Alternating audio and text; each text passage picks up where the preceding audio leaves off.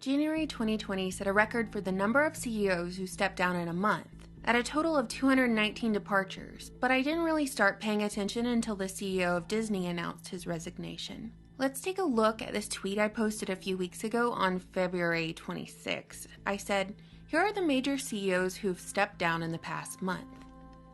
They include major members of the corporatocracy like Disney, MasterCard, L Brands, Victoria's Secret, Uber Eats, Hulu, MGM, IBM, Salesforce, and LinkedIn.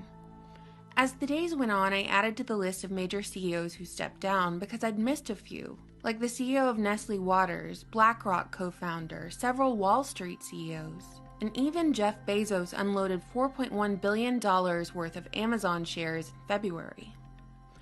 When the stock market crashed a few weeks later because of the panic the media created over coronavirus, I began to wonder, were these CEOs tipped off to the chaos that was to come as a result of worldwide pandemic? Did they sell their stake in the company while the getting was good?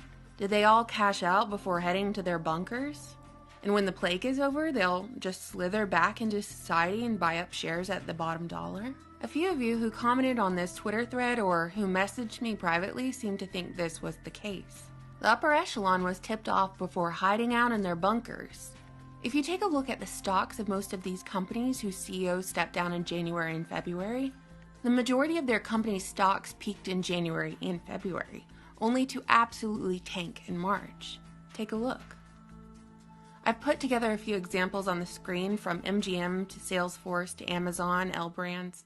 They all follow the same pattern of peaking in February and plummeting in March. Of course, if this is true and these corporate executives did have knowledge that the economy was going to take a major hit, then by resigning in January and February, this allowed these corporate CEOs to cash out on their company stocks that they would otherwise be forced to keep while employed at the company.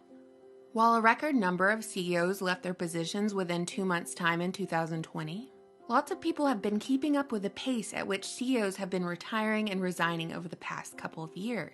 In 2019, it was reported that over 1,300 high-level CEOs had left their positions, even during record stock market highs, and apparently the last time such an influx of corporate resignations occurred, the year was 2002. The last big wave of executive resignations occurred in 2008, in the beginning of the financial crisis. A few of you shared your take on why CEOs were leaving in record numbers over the last couple of years, and it had nothing to do with the recession and everything to do with foul play.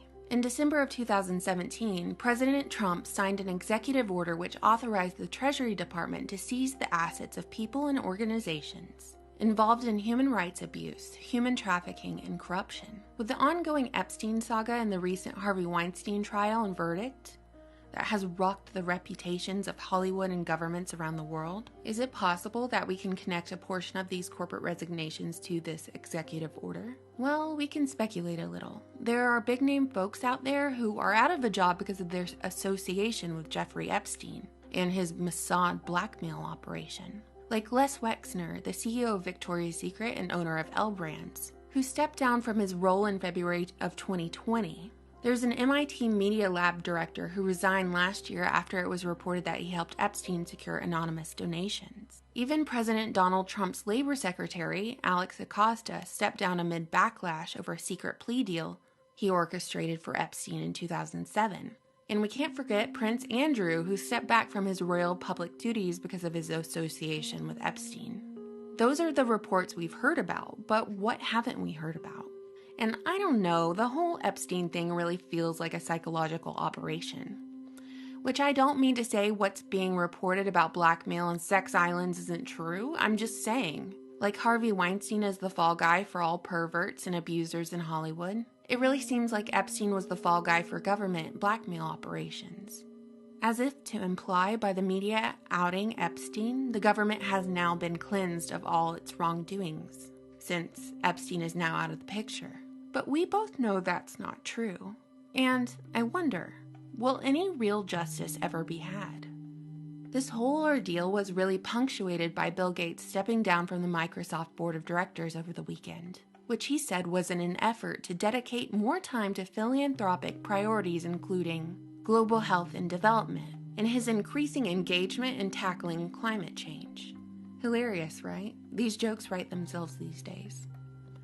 Back in 2018, Microsoft founder Bill Gates, who is not a medical professional, ran a pandemic virus simulation which he projected would kill 33 million people if that simulation came to fruition. A year later, alongside the Johns Hopkins Center, the Gates Foundation hosted Event 201 at the World Economic Forum in October of 2019.